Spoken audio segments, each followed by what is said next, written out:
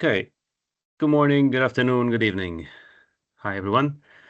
Thank you for joining. I'm Andrea Copini, and on the call, there is also Hazem Ibrahim. We are both hospitality systems engineers at Ruckus. Between us, I think we have about 25 or 30 years of experience in doing hospitality networks, or just networks in hotels, basically. A lot of issues get escalated to us, and we face some of these issues very often when doing hotel deployment. So we thought let's address it directly and address one of the most common questions that comes along, right? So over the next hour, we're going to answer a question that I'm sure that every one of you has heard from either a GM or an IT manager, or even you ask it yourself maybe as well. Like, why is my Wi-Fi slow, right? We're going to walk through a couple of real root causes that many hoteliers don't even know they have. Not the obvious ones, of course, not the hidden ones, but some of the things which are there, but are a bit more difficult to figure out, right? So I'll switch to the agenda, but quick housekeeping. So that you should be seeing a Q&A section in the session. So please feel free to post your questions there. Hazem or myself will answer them in the chat as we go along, or we will keep them for a Q&A section at the end.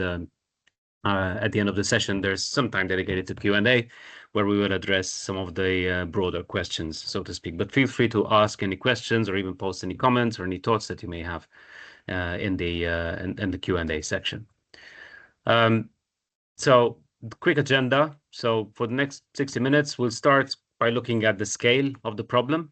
Then we'll move through talking about the uplink, whether that's PON or classic Ethernet. We'll talk about the RF and some coverage myths that we have come across. One of my favorite topics, the MDNS airtime thief, which is pretty much what it is. And then another favorite topic is the self-inflicted wound of having too many SSIDs, basically. So those are two main topics which are very, very common in hotel networks. So we thought of let's dig deep on those particular topics, and then we'll talk about the guest device behavior and some roaming myths, and finally what to monitor, right? So how should I know if I actually have a problem in my network? And then, as I said, if you stick around to the end, we'll have some time for the Q&A as well, and hopefully we'll cram it all in the next hour or so. So let's jump right in. So the scale of the problem, right? So before we get into the root causes, I want to set the stage to understand why this matters so much in hospitality specifically, right? So when a guest complains about Wi-Fi, generally it's already too late. You've lost the moment of that guest's trust, right? As we all know, usually what happens is the guest checks out. The receptionist asks them, whoever is checking them out asks them, how was your stay? Was everything okay? They'll just say yes, fine. And then a few days later, you'll see a bad review pop up on Google or TripAdvisor, right? And then it's too late. The guest has gone already, or even worse, now with mobile checkout. Sometimes you don't even have the opportunity to talk to the guests, so you don't even know when there's that issue, right? And this, it's damaging to your brand, it's damaging to your property, it's damaging to you as an integrator if you're in that sphere, and the data backs it up, right? So poor Wi-Fi consistently outranks noise, cleanliness, room comfort, showers, as a top complaint in hotel reviews, right? Wi-Fi performance isn't just one thing. It's the product of many layers, basically 5 layers, if you want to kind of slot them in, working together, right? The amount of free bandwidth you have on your WAN, the quality of your in-building cabling, the capacity and capabilities of your switch infrastructure, the cleanliness of your RF environment, not just yours, but also that of your neighbors, right? And perhaps, and most importantly, the client behavior, right? So on those 5 pillars, basically, that is the structure of good connectivity, a good connectivity experience for your guests. And today, basically, we're going to walk through each of those layers and give you the language and the understanding to have the right conversation, whether with GMs, with property owners, with IT managers, or even with yourself, right? If you're managing the network. So if we put some numbers behind it, there was a study which has shown that we treat communications and connectivity as one of the 7 core dimensions of guest satisfaction. Right? It's no longer just a footnote. It's no longer, oh, and they have Wi-Fi, which used to be the case 10, 15 years ago. Nowadays, it's a major point for or against a property. It is a $3.2 billion market today. It's growing. It's heading to 8.5 billion by 2033. So this is not something that's a nice to have anymore. It's core infrastructures that guests are actively judging you on. They're judging your property. They're judging your brand on the quality of the connectivity that you deliver. And when we talk about connectivity, it's not just guest Wi-Fi, right? Everything runs on the network nowadays. So your connectivity is the underlay, is the foundation for your TV services, for point of sale systems, for your PMS. So everything runs on the network nowadays for your telephony. So you need to make sure that that underlying infrastructure is rock solid to be able to deliver the service on top. And one of the key aspects is the uplink, right? When we talk about the uplink, we talk about the oversubscription, whether it's PON or it's classic Ethernet. This is where we start getting a bit into the technical root causes, right? And this is the first one that catches a lot of properties by surprise. So if we start by PON, right, or passive optical networking, we're coming across PON more and more. It's increasingly being used inside the hotel itself, right? Not just by the ISP outside the building. We're all familiar with PON, whether we know the technology or not, because most of us here on this call have fiber at home, right? So it's very common nowadays globally, and that is delivered via PON. And it does a brilliant job at doing that. But now we're seeing it being implemented more and more within the building itself, right? And it's interesting because it replaces the copper riser cabling or the or the switches in your in your floors. It replaces your IDFs, and instead of having to have a switch on every floor or a switch every group of rooms, you just have one thin fiber going to every room, and then it goes back straight to a central OLT in your comms room, right, in your central core. Hotels love it because it's cheaper. There's no other way of putting it. So it's cheaper to install and faster to deploy during a refurb. Fiber is cheap nowadays. It's physically very small, so it's very easy to deploy. Drilling holes is easier for fiber. With PON especially, it's easy to split out, to fan out, because it's all passive. It's just a plastic box which splits out one fiber into multiple fibers. But there's a catch, right? The OLT and the ONT hardware, those are built for residential ISP networks. One subscriber, one service, one home, right? Just like you and me, you're the fiber connection that we have at home. Hospitality networks are very different, as we all know. We have dozens, hundreds of roaming Wi-Fi clients, maybe thousands of roaming Wi-Fi clients. We have tens or even hundreds of VLANs. We're very multicast heavy. We have IPTV, we have streaming, we have casting, we have all kinds of different services running on top. We have voice over IP, all running over a single ONT. That mismatch is the root a lot of what we're about to cover, right? Because that technology is just not designed for it, right? And that's exactly why PON becomes a problem in hospitality. If we go through these limitations together, right? So we have the VLAN ceilings, first of all, how they handle roaming clients and how they mishandle multicast and MDNS. The takeaway is basically when a guest cannot cast Netflix to the TV, the AP and the SSID and the cast gateway, they're usually innocent. They're not to blame, but they usually get the blame, right? The ONT in between, the OLT is often what causes these issues, right? So we kind of dig a bit deeper into every one of those of these three topics. The VLAN ceiling. Um, most consumer ONTs, which are often used in hotels, support generally about 8 VLANs. Some of them may support a bit more, but it's, single digit numbers usually, or maybe double digit numbers. Uh, you know, that's perfectly fine when it's being used in a residence at home, because you need maybe 2 or 3 VLANs in total. You need internet VLAN, you need a voice VLAN, you need IPTV. That's all.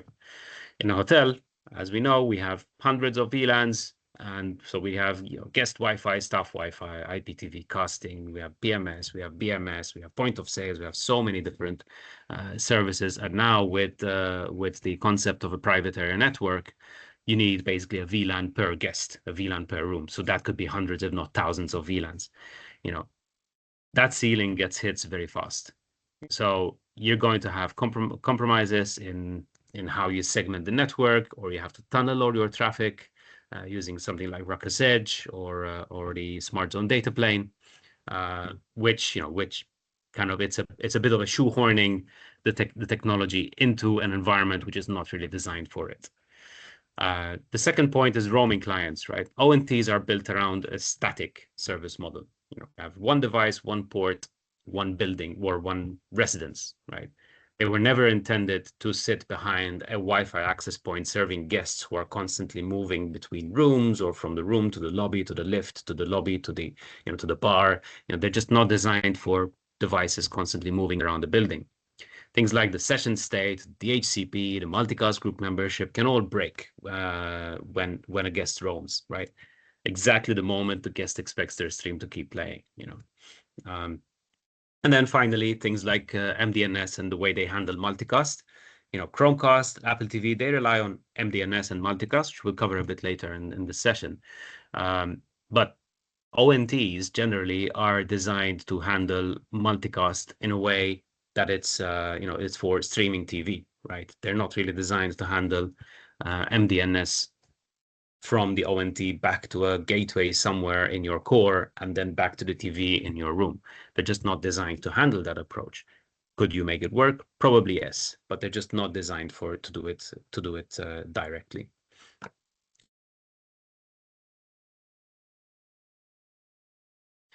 Now, having said that, if you do decide to go with a PON, right? I want to make it clear, it is possible to use PON in a hospitality environment, even though it's not directly designed for an enterprise style network. But if you do choose to go with PON, the vendor you choose matters enormously, right? So because not every vendor understands hospitality, and we've had this case many, many times where the PON vendor, obviously they're used to dealing with a traditional ISP architecture with millions of endpoints, with every endpoint being isolated. So they're just not not familiar with the environment that we operate in. So it was very hard for them to even understand conceptually what we're trying to achieve, let alone deliver the technology.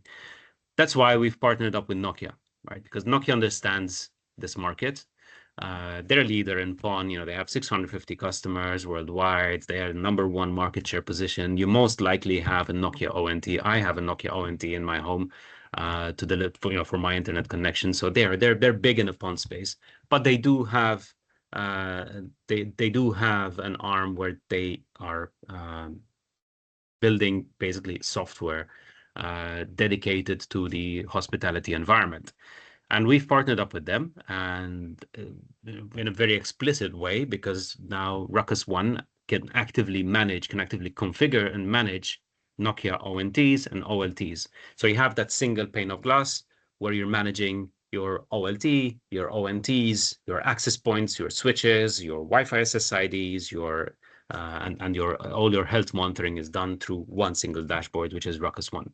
So instead of having to manage 2 or 3 different platforms, you just have one platform, and it's managing the entire architecture. And that makes things a lot better.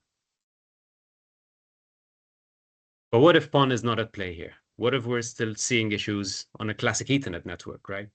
We've talked about a lot about PON, but what if I have switches on every floor and I'm still seeing issues? Well, you know, there's a bottleneck that almost nobody talks about, right? ISPs nowadays very commonly sell, 1, 2, 5, or 10 gigabit circuits at prices that, you would have been unthinkable even 2, 3, 5 years ago, right? So for in most properties, the internet circuit itself is no longer what runs out fast. What actually saturates first is the switch uplink between the access and the core, right? So you've got the internet circuit, multi-gig, you've got your Wi-Fi 7 APs, multi-gig, uh, and the link in between there, you're still running at 1 gig. So that's where your bottleneck is now. And then you'd start putting in CCTV, you put 4K IPTV streams, and you're stacking it all up over the same uplink, and that's going to be an issue. You know, in most campus designs, the classic campus design assumed 20-to-1 oversubscription on that link. That assumption nowadays breaks down in a modern hotel because we're very quickly moving to multi-gig speeds. Just a side note, I'm seeing some hands being raised. If you have any questions, the best way to do it is to post it in the Q&A so we can address it directly.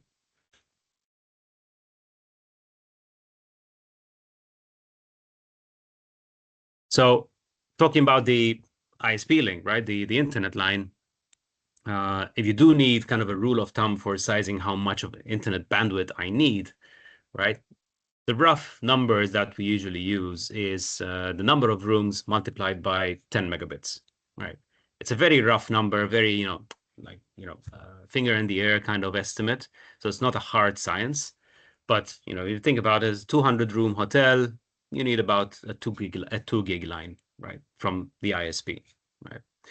Again, it's not a science. It's treated as a sanity check, just to avoid undersizing or oversizing your internet line. But that gives you an idea of what kind of connection you would need. But the bigger point is latency is a bigger killer than bandwidth, right? It affects the guest experience much more than bandwidth. Think about it. We do a lot of video calls nowadays. It's two-way video or audio calls as well, WhatsApp calls or FaceTime calls. If they're, the bandwidth doesn't really matter. Those kind of services don't actually use a lot of bandwidth, but latency or jitter or even packet loss, especially packet loss, they're immediately noticeable. So prioritize a low latency circuit first, then use that rooms multiplied by 10 megabits figure as your backstop.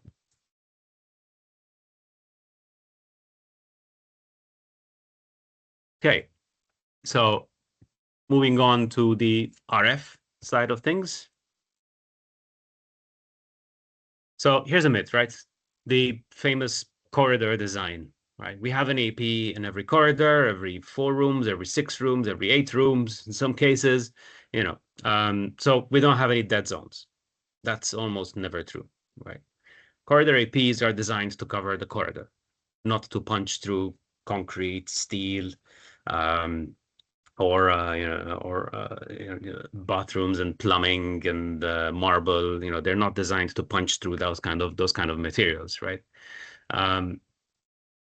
We'll get into the physics of it, the co-channel interference this creates, and why the in-room AP placement is fundamentally the right architecture for hospitality, right? So if we look at the physics side of it, right, 2.4 gig signal loses approximately 10 to 15 dB passing through a typical hotel room wall.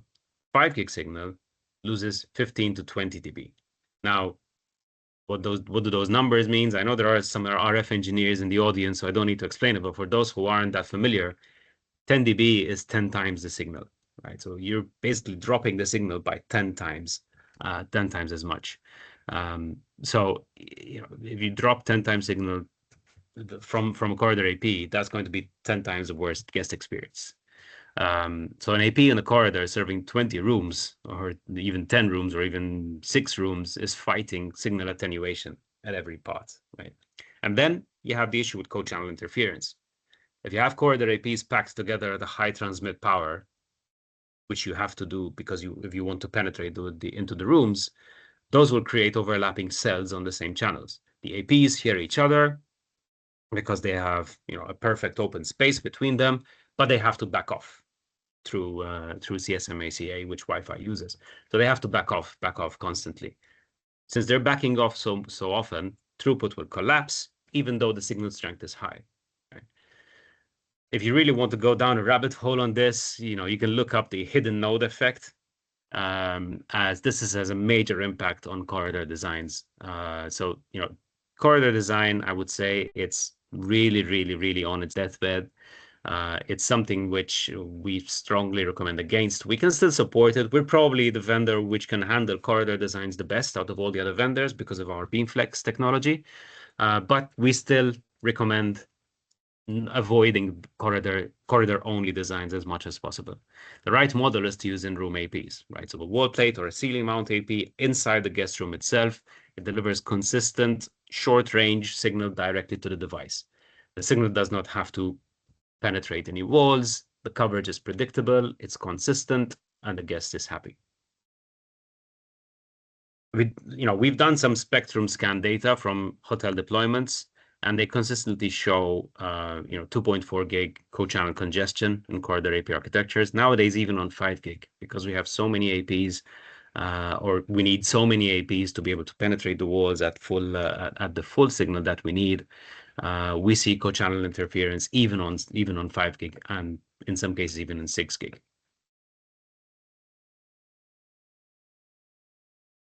So, speaking of co-channel interference, Wi-Fi is a half duplex shared medium, right? So every device on a channel has to wait its turn, whether it's a client or an access point, before it can transmit. The more APs, the more clients you have crammed onto one channel, the more time is spent waiting and the less time is spent actually moving data. This is the silent throughput killer, right? And it's made worse by exactly the corridor AP density we just talked about. Again, BeamFlex helps here, because it dynamically picks the best antenna pattern per packet per client. So it kind of puts its blinkers on and focuses its signal towards the client. But there are obviously limitations even to that technology. So we're good, but not that good. No, we are actually really good at this, but obviously there are limitations, especially once we start getting into the 6 gigahertz space. So we talk a bit more on BeamFlex, because this is really a genuine differentiator, right? So it's a patented, software-controlled, multi-element antenna system. It's built into every Ruckus AP. It has been there in Ruckus AP since day one. I've been at Ruckus for 13 years now, and it's been there for as long as I've been, or I've known Ruckus. I've worked with Ruckus, and it's continuously choosing the best optimal pattern for every single packet to every single client. Hotels are brutal RF environments. We spoke about, you have concrete walls, you have metal door frames, you have lift shafts, you have marble walls, you have plumbing, you have air conditioning ducts, and you have a very complex client architecture as well, right? All your clients are very complex because you don't have control over them. So BeamFlex actually exploits multipath, which is basically the reflections happening on the building instead of fighting it, which is what other vendors have to do. So the result of that is better signal to noise ratio without having to increase more power, without having to add more APs, which means less co-channel interference. So, this is the story that we often say, in that with Ruckus, you need less access points. This is the reason, because we can deliver more consistent signal to the client with the same transmit power that the competitor does, that the competitors have, because we aim that power directly to the client. So fundamentally, it's a different RF design philosophy. And now, one of my two favorite topics, right? So it's the MDNS airtime thief. So this is one of the most underappreciated causes of bad Wi-Fi in hospitality. I hear about issues related to this at least once every week, right? It's almost entirely invisible until you know what to look for, right? So that's what we're going to try to address here. So what is MDNS, right?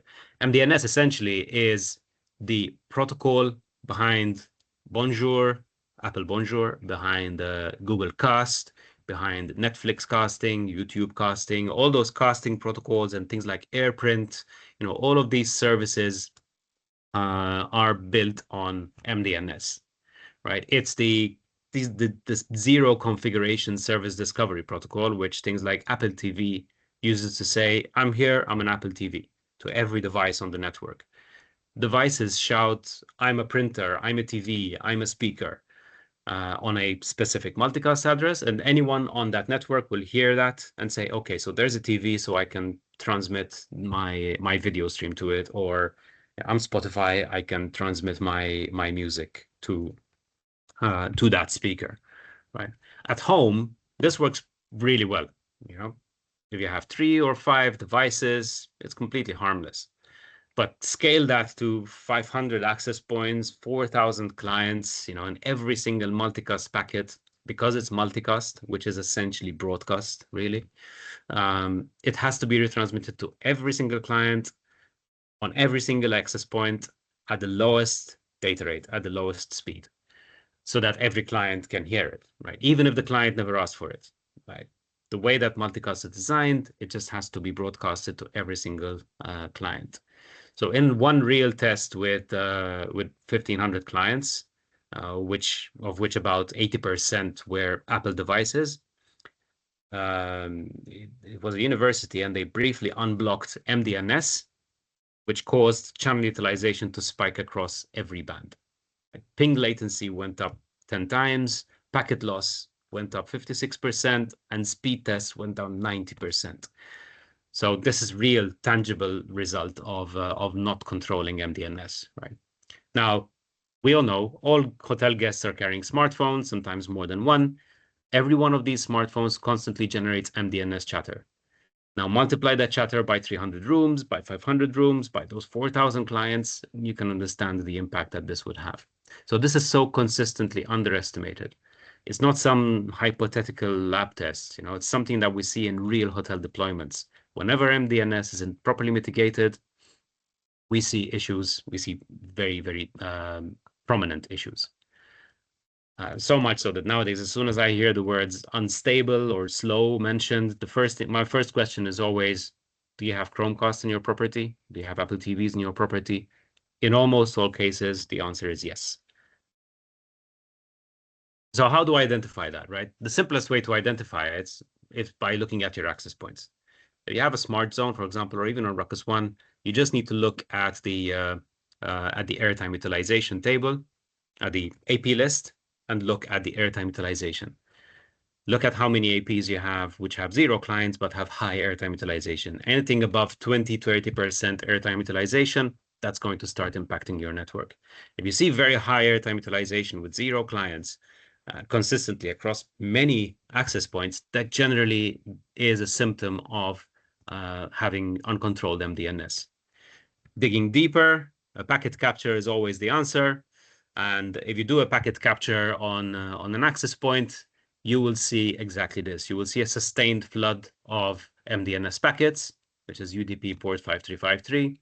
Wireshark even has detectors for it, so it will show you directly, which traffic is MDNS traffic. And if you go further down, dig deeper into Wireshark, you can have a quick view of the protocol hierarchy view, and you will immediately see if you have an MDNS flood. As you can see in this example here, there is a very high percentage of MDNS traffic. MDNS should not be consuming whatever that percentage is. I can't see it because on my screen it's too small. But almost 25%, more than 25% of your traffic. It shouldn't be that high. If you're seeing that, that is what is causing issues on your network. Now, what is actually causing it is interesting, because MDNS is used by many services, right? You can see a list here. These are all services which run over MDNS. And the common misconception is that it's the Chromecast or the Apple TVs which I have installed in my guest rooms which are causing the flood. That's not the case. It's actually other MDNS-based protocols which are causing this flood, like the ones shown here and on the top left of the slide. And if you look at the slide, Chromecast and Netflix, YouTube costs are way down in tier 5 at the bottom right. They're negligible. There's Chromecast itself or Netflix, YouTube cost, they cause negligible amount of traffic. It's things like the AirDrop. It's the iOS devices constantly advertising themselves. Things like Sonos, AirDrop, AirPrint. All of these things are the ones which are really impacting the network because they're constantly announcing themselves. So it's actually those services are announcements from guest devices. It's not Chromecast itself. And I mentioned this because most of the time, when this issue happens, the first reaction is the knee-jerk reaction is to, okay, I'll disable my Chromecast VLAN, I'll disable my Chromecast SSID, but the issue remains, right? It's because it's not the Chromecast itself which causes issues, it's designing the network to support Chromecast, which causes the issue. So we know how to diagnose it, right? So we know how to diagnose it first. So if we look at it, first thing you need to do is you need to isolate the Chromecast type devices into their own VLAN, disable multicast flooding on the AP itself, and then block MDNS at the switch with some tightly scoped ACLs, just a very short 3-4 line ACLs.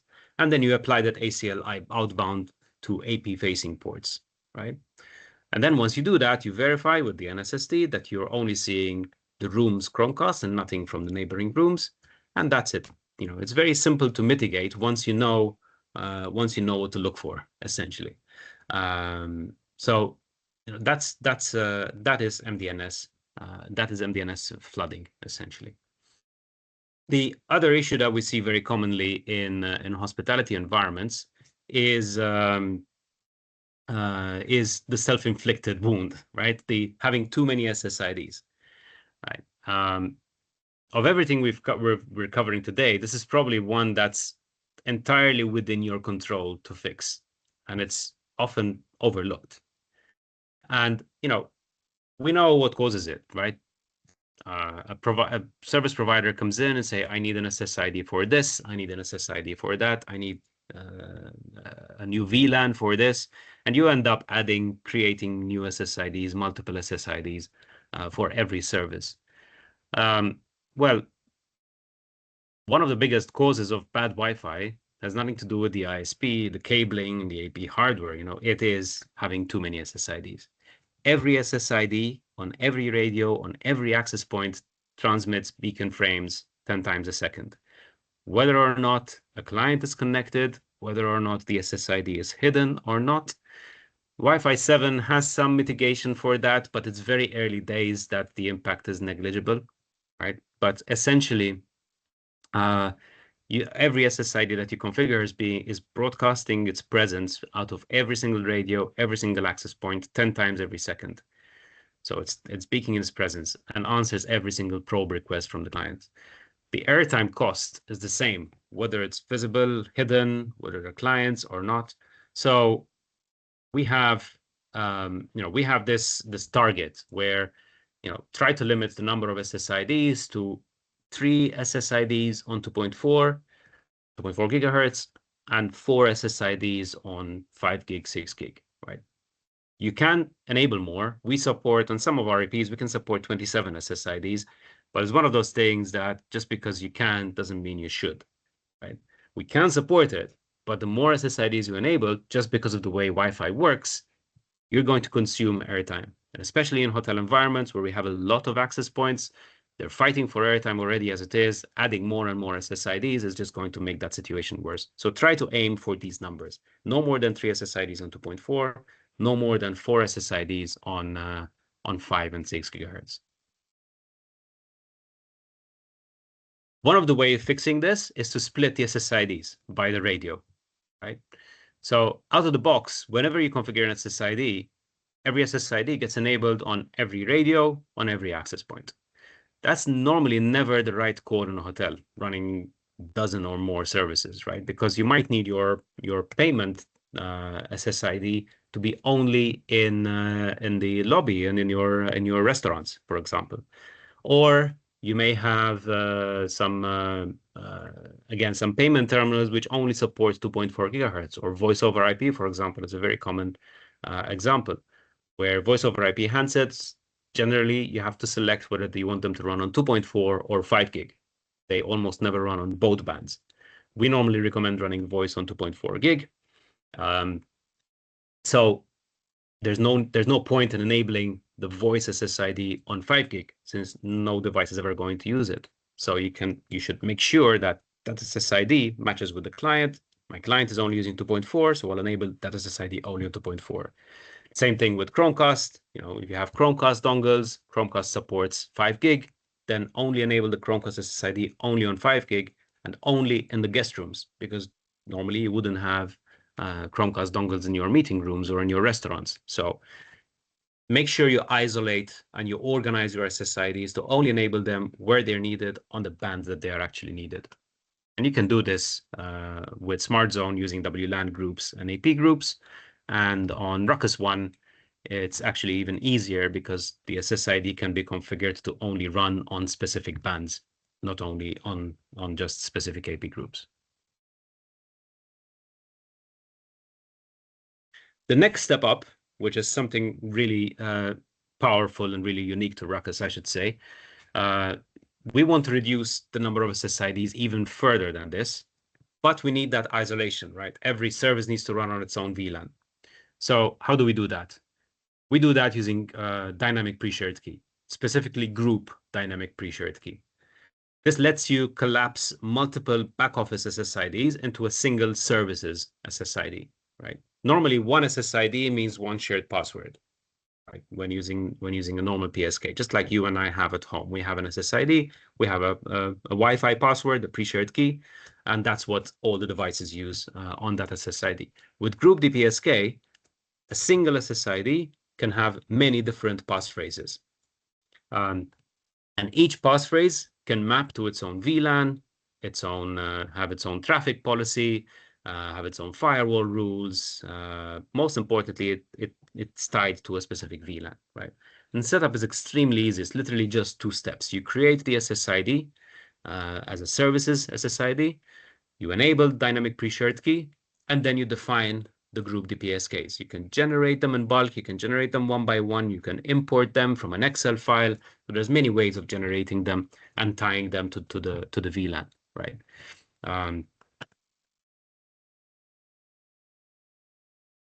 And this is, an example. This is actually a real example.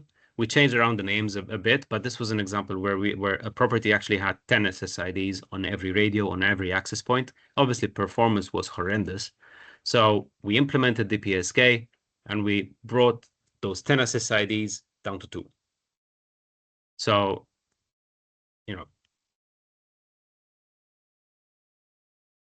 we started with 10 SSIDs, and then after that, we have 2 SSIDs with guest DPSK. Guest Wi-Fi stayed on its own SSID because it's an open network. So that stays on its own SSID. But then every back office service, BMS, POS, cameras, staff tablets, whatever it was, collapses into that one services DPSK SSID, each isolated by its own VLAN and passphrase. And so now we have, again, 10 SSIDs down to 2 SSID with the same isolation. We are not compromising security in any way. And when we talk about the scale of this, Smart Zone can support up to 5,000 DPSKs per zone. Right? So you can scale up to 5,000 different passwords, different VLANs as well. Or you can have multiple passwords for the same VLAN. So if you want to uniquely identify every single device, let's talk about point of sales, for example, or payment terminal, you can create a pre-shared key for every single payment terminal, but they all end up on the same VLAN. But now you can individually identify every payment terminal, and you can block any payment terminal. For example, if a payment terminal disappears, you can just immediately block that one payment terminal without affecting the other ones. So even for your compliance aspect, this is extremely important because it creates a very secure network as well, rather than using a single shared pre-shared key for your devices. So I talk about scale. So 5,000 on Smart Zone. On Ruckus One, you can go up to 75,000. So the scale is almost is pretty much infinite, right?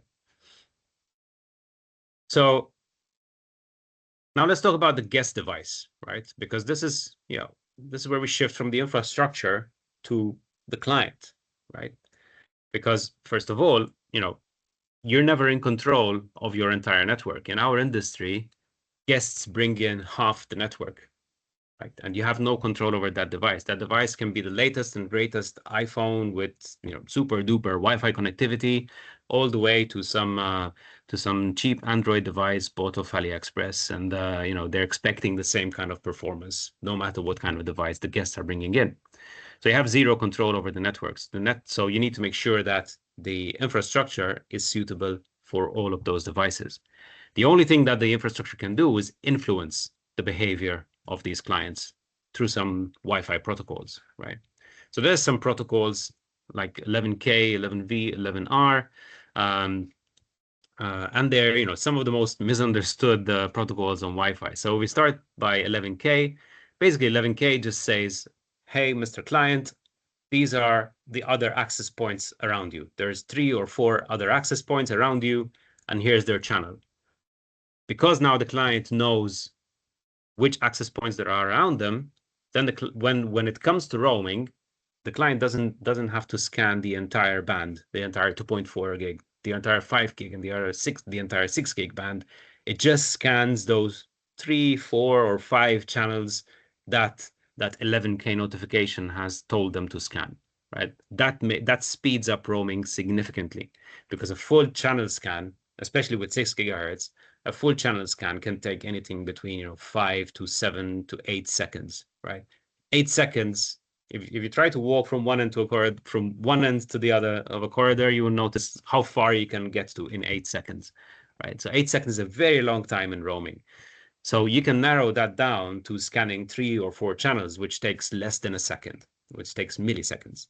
So that roaming will happen much quicker if you enable 11K. So we generally recommend always enabling 11K. We've never heard of any negative impacts to enabling 11K, so there's no compatibility issue. 11V, it's something similar to 11K, but it lets the network send a roaming suggestion to the client. It can tell the client, "Hey, I see your signal is quite low, please roam." And not only that, it also gives it a countdown. It tells it, "Please roam within the next 5 seconds," right? Now, what did we say in the beginning? The client controls itself, right? The client is independent. It's always client controlled. So the client can still ignore this suggestion from the infrastructure and stay connected to the access point. So it is enabled by default in our environments, and we do recommend enabling it. But be aware that it depends on the client again. 11R, it's a bit of a different beast, because 11R speeds up the handoff once a roam has actually happened. Because whenever a client roams, it has to negotiate the security parameters with the new access points from scratch, unless there's 11R. With 11R, the access points coordinate between themselves, and once the client joins the first access point, that client is known within the infrastructure. So when it roams to another access point, the new access point already knows about that client. So instead of taking anything up to a second to roam from one access point to another, it can go down to even 50 milliseconds, right? Which is basically negligible. It's imperceptible to a voice call, for example. So it's very smooth roaming. But keep in mind that roaming is always a client decision. And this is important when doing things like selecting a voice over IP Wi-Fi handset, for example, right? Most of the time, we come across situations where properties just buy random Android phones and use them as voice over IP handsets. Generally, those devices, they're not really designed for very fast roaming, right? They're designed primarily as a doom scrolling device, right? To go through Instagram and TikTok. So their roaming features, they're not very strong. Whereas a dedicated voice over IP handset generally is designed to make use of these protocols, take advantage of these protocols, and roam as quickly as possible so that a voice call is completely imperceptible as it roams from access point to another. But just keep that in mind. So in fact, we have some clients, we see some clients where they tend to stick to an access point that they're connected to. And this is called a sticky client problem. And it's the root cause behind most in-corridor complaints, right? So especially if you have a corridor deployment, this is often an issue that we face quite a bit. A sticky client holds onto a degrading signal rather than roaming to a closer AP with a better signal. Picture a guest, they're checking in, they're near the lift lobby, and then they're walking to the room at the end, at the far end of the floor. Their device stays locked onto the lift lobby AP at -72 instead of roaming to the much closer in-room AP, which would give them a much better connection, right? With Ruckus One, we have an option here where which is called sticky client steering, and it helps here because it monitors the client's signal to noise ratio, and then when it drops below the threshold, it scans the neighboring APs and sends a BSS transition management, that 11V protocol that I mentioned before, to move that client. However, once again, it cannot control it, right? It requests that the client moves, but in the end, it's always a client decision. Now, Ruckus One has mechanisms to increasingly nudge a client harder until it complies, right? So it will politely say, please, Mr. Client, please roam within the next 10 seconds and roam to this access point because it's better for you. If it sees that it's not roaming, it's not budging, Ruckus One will forcibly, will push that client even further, all the way until forcibly disconnecting it from the access point it's connected to, hoping that when it does rejoin, it rejoins the access point that's nearby. Now, there's a whole range of settings that you can set in this in this feature, because if you do set it too aggressively, iOS devices especially, so iPhones and iPads, it's documented that forcibly disconnecting a client repeatedly, iOS will ban that SSID outright. So it will first ban that access point, so blacklist that access point, and then if the infrastructure keeps doing that, the device will ban that SSID completely. I mean, banning is a tough word, right? But basically, that client will not join that SSID anymore until you turn off and turn on Wi-Fi on the client device. So you have to be a bit careful on how you actually configure this setting to be able to find the right balance between, making a device roam properly versus getting the client to ban the network completely.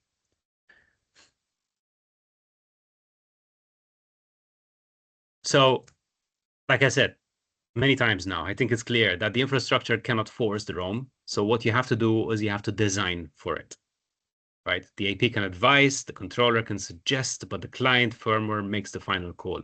The best fix is not some clever steering or some fix-it button on the infrastructure, it's the architecture.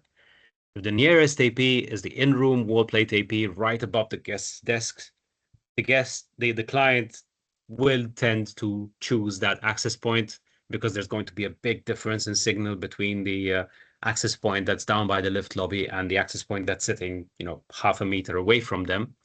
And then once it's there, it stays connected wherever the client is moving within the room, right? Because the signal is so strong within the room that the client never needs to roam.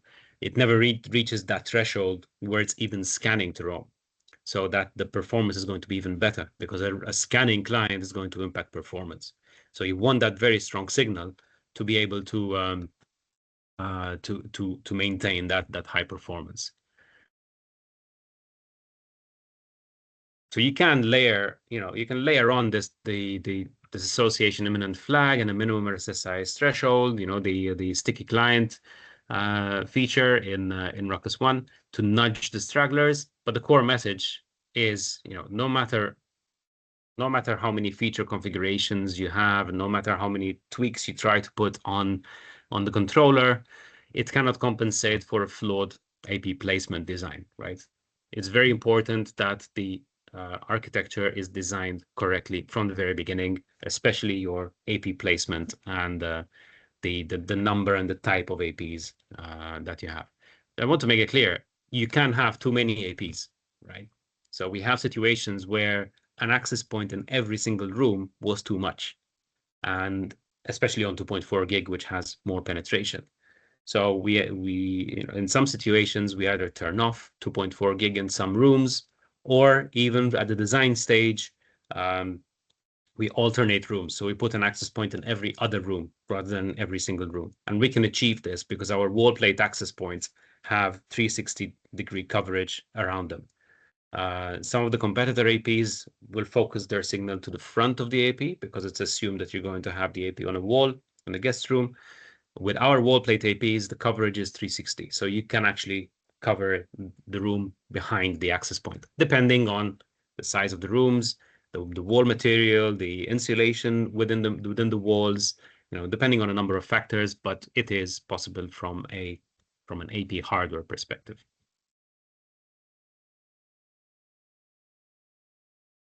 So last section, what do I monitor, right? So we've covered a lot of root causes, but now let's talk about how you actually see them happening, right? The first thing to keep in mind is bars on a phone, right? Bars are a place where you take drinks. They're not things which you measure Wi-Fi with, okay? It is the most misleading metric in all of hospitality Wi-Fi. Signal bars are just RSSI rendered as an icon. It doesn't tell you anything about the channel utilization, the retry rate, the throughput, the load on the access point, the uplink behavior, it doesn't tell you any of that. A guest can have full bars on their phone and still get terrible throughput because the AP is overloaded with 80 clients, because there's a multicast storm, there's MDNS traffic being sent by the access point. There's a lot of interference because there's too many APs. So when a guest or a GM or someone says, "But my phone shows full bars," that analogy is a bit like, it's a bit like judging how busy a restaurant is by standing outside. You can tell it's active, but you can't tell if you'll actually get a table inside the restaurant, right? The metrics that actually matter, the throughput per client, the retry rate, the airtime utilization, roam frequency, the upstream bandwidth, none of those are visible in those bars. So the main metrics that you should be looking for are these 5 metrics, right? You have airtime utilization, you have a warning above 70%. I tend to pull that number down a bit further. I like round numbers, so 50% is usually my limit. It's better with the newer generation Wi-Fi protocols, but I'm sticking with that 50%. So for me, a network which has, or an access point which has higher than 50% airtime utilization is an unusable access point. So I try to minimize that number as much as possible. Keep in mind that that number only matters when no clients are connected, of course, when there's only background traffic, because once clients are connected, obviously they're consuming that airtime through their data, through using the access point itself, right? Retry rate, good networks sit under 10%. Above 20% means there's some kind of RF trouble. And then the client to AP ratio, aim to 15 to 25 active clients per AP. We can support a lot more access points, especially the higher end access points, especially the conference room access points. They can support thousands of clients, tried and tested. But when designing, especially for the in-room APs or for the lower end APs, you try to design for 15 to 20 active clients per access point.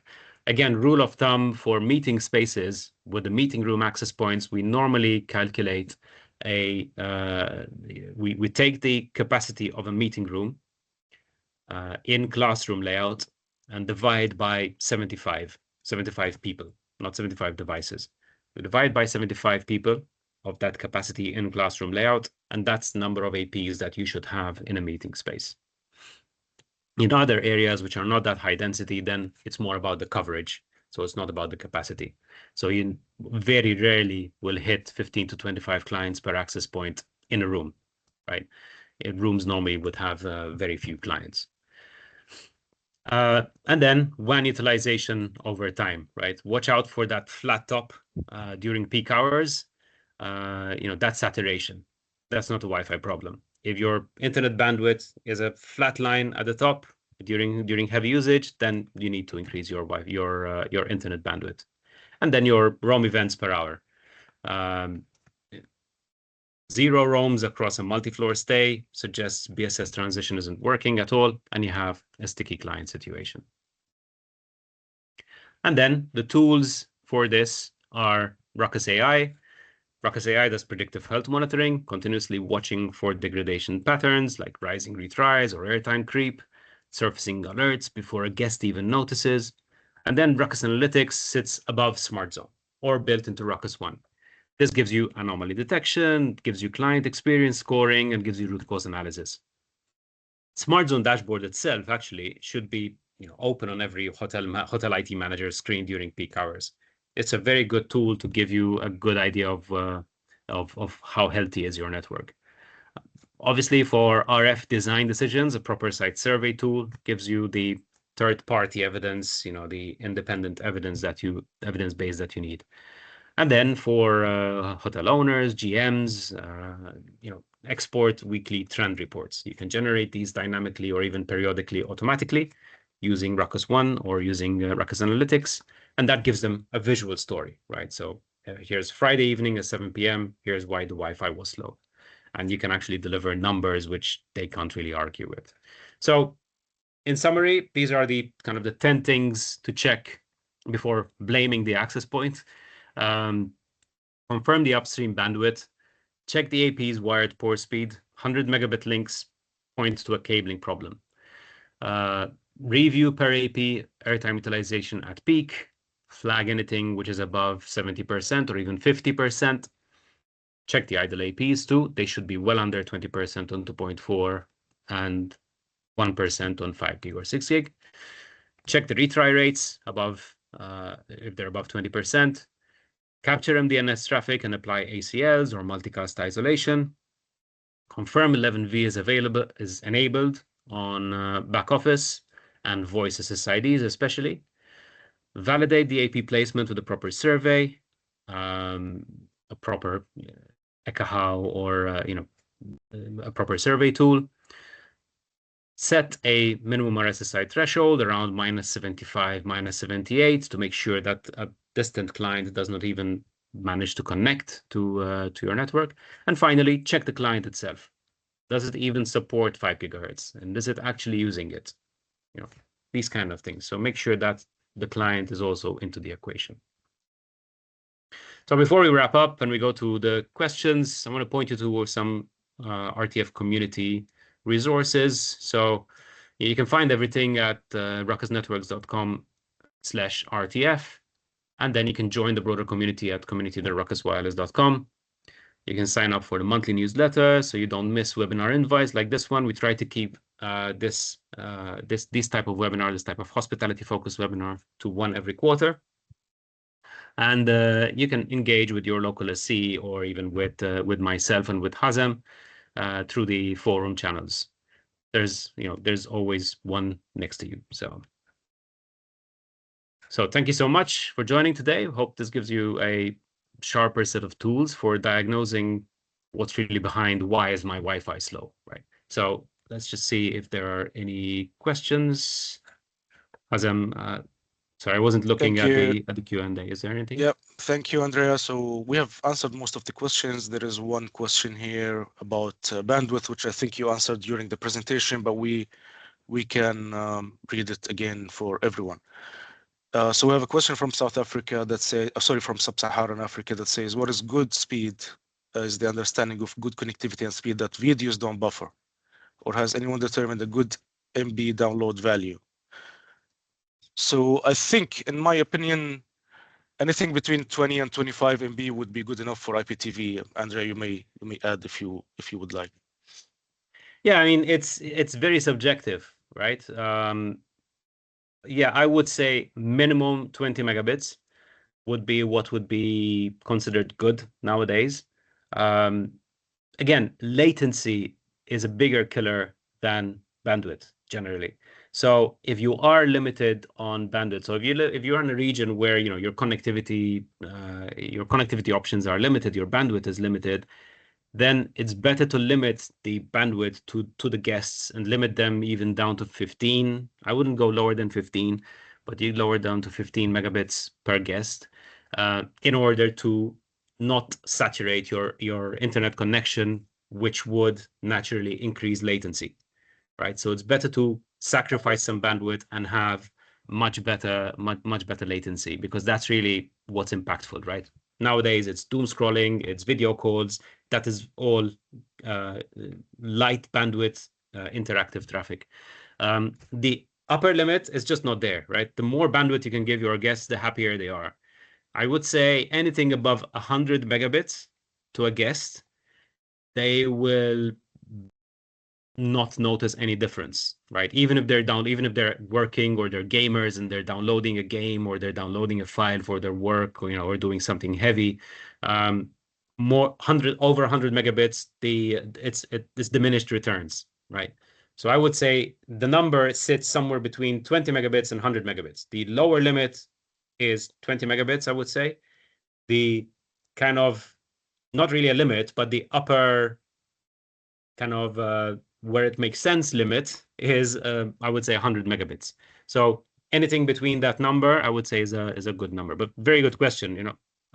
There's no strict answer, but it's basically give them as much as you can, essentially. All right, thanks, Andrea. There is one more question regarding Ruckus One with Nokia integration. When is it going to be live to propose? When is it going? So it's already available in what do we call it? Beta. So it's already available. If you are in Ruckus One, there is a setting where I'm blanking out on the actual name, but if you go into the settings on Ruckus One and you enable pre-release features or something like that, you will actually see the feature. It's already there. So it's already available, but it's a kind of a public beta at this stage. Yeah. Please feel free to unmute yourself and ask questions if you would like to. I'm not sure I don't think they can mute. They can unmute themselves. Let me see if I can change that. Okay, so there is one more question. Ruckus Analytics. IMU reports is available in the Smart Zone 144. So this is basically, there is a choice to go for Ruckus Analytics alone without going for the full cloud platform. So you can subscribe just for the Ruckus AI features, which can connect, or you can host, connect your Smart Zone 2 and get AI-based analytics as well for your Smart Zone on-prem deployment. So we have one more question from Mohammed Salah. For oversubscription, is it possible to deploy 2 access points in the same location and balance the load between them? Additionally, the most frequent issue I encounter is that device remain connected to a weaker signal access point instead of roaming to a stronger one. Okay.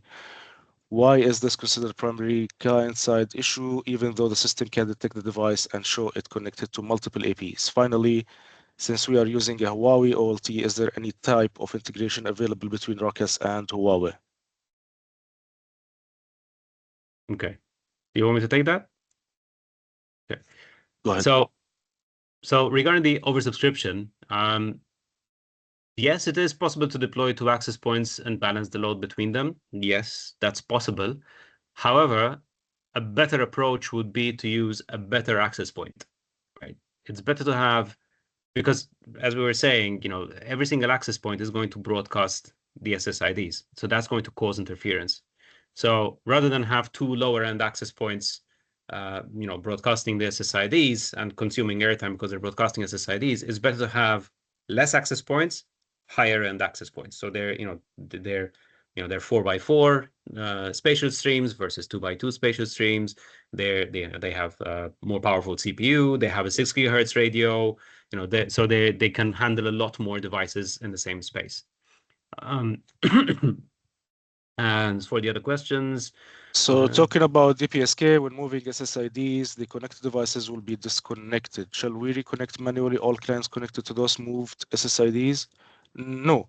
So basically the answer here, Mohammed, is that the VLAN would follow the clients. So once the clients actually join an SSID, or it's one SSID the clients will join, but they will be allocated to different VLANs based on the pre-shared key used.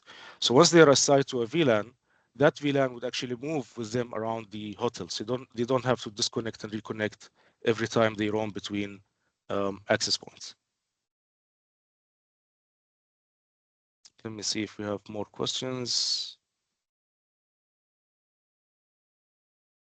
Mohammed Hussein, we are planning to replace Aruba with Ruckus. What is the best practices operationally without impacting the business?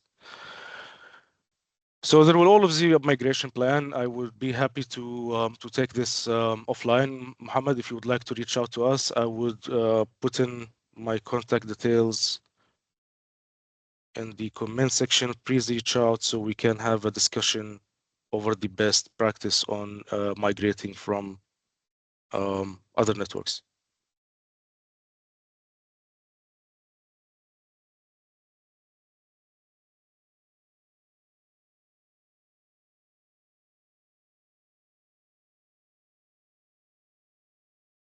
All right, so let's see if we have more questions.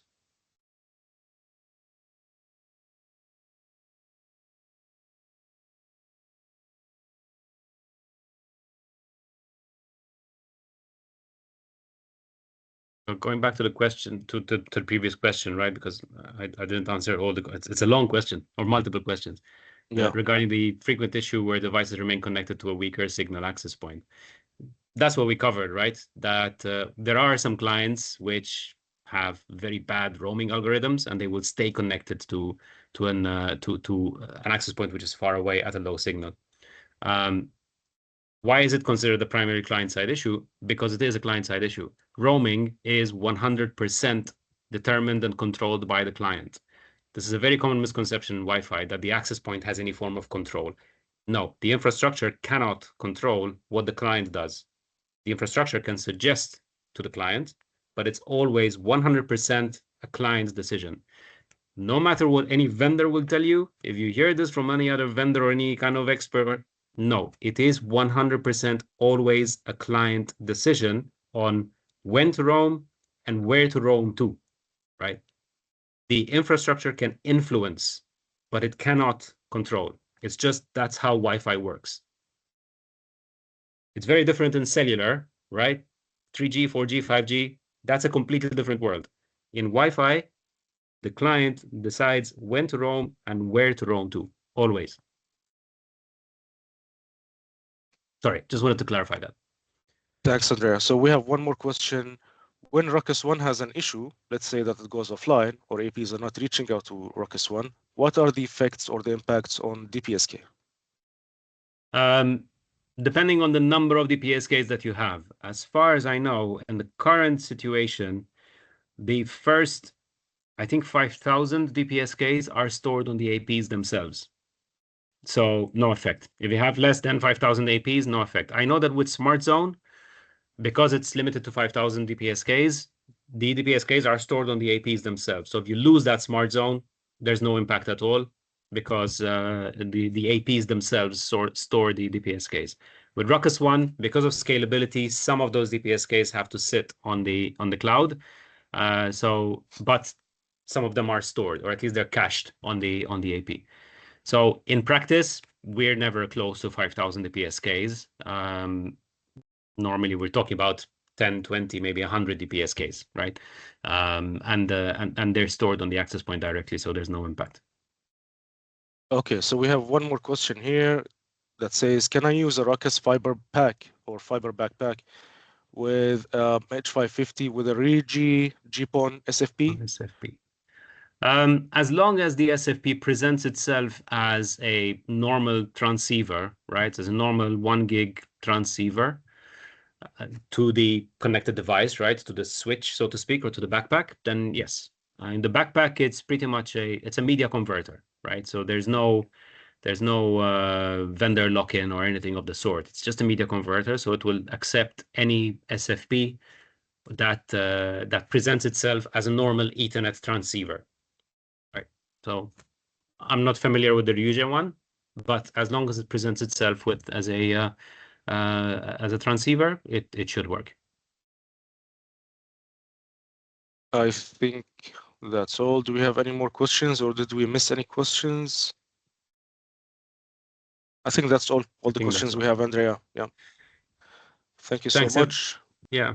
Thank you so much. Great questions as well. And hopefully see you in the next one. Sorry we went over by 10 minutes, but we had some really good questions. So thank you very much. Have a good day and see you in the next one.